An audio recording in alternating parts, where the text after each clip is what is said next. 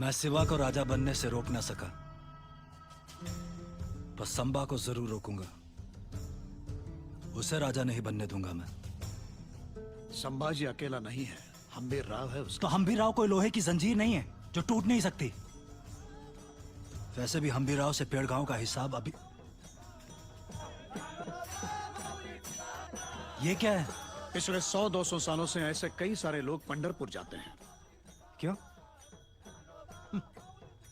हम मक्का क्यों जाते हैं? आप हमारी बराबरी इन काफिरों से मत कीजिए।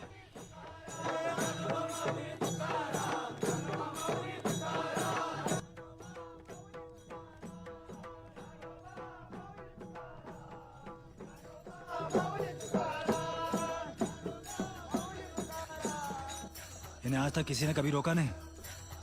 जरूरत ही नहीं पड़ी। अगर मैं रोकूं तो संबा को कितना दुख होगा? सोचना भी मत। सोच चकित भरोच चलिय विमोच चखली खल तठठई मन कठठई सौरठठिल्लियो सद्द धिसी भई मद्द दवि भई रद्द दिल्लियो औरंग रद्द दिल्लियो औरंग रद्द दिल्लियो।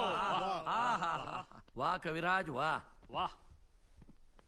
बोला सूर्याजी. मुजरा राज काय निरोप घेऊन आलात? देहूच्या तुकाराम बुवा मोरेंचे दोन्ही चिरंजीव आपल्याला भेटायला आलेत महाराज. सन्मानानं आत घेऊन या त्यांना. जी राणी साहेबा.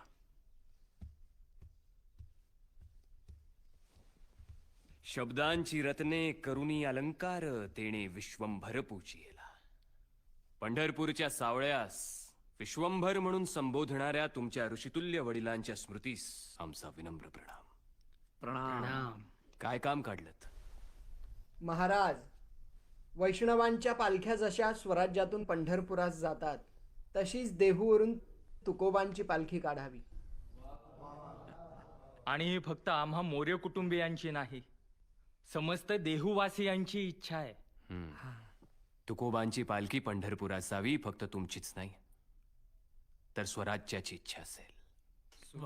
आणि त्यासाठी लागणारं द्रव्य सोनोपंत सरकारी खजिन्यातून देण्यात यावं. जी. शंभूराजे, वाईट बातमी आली आहे.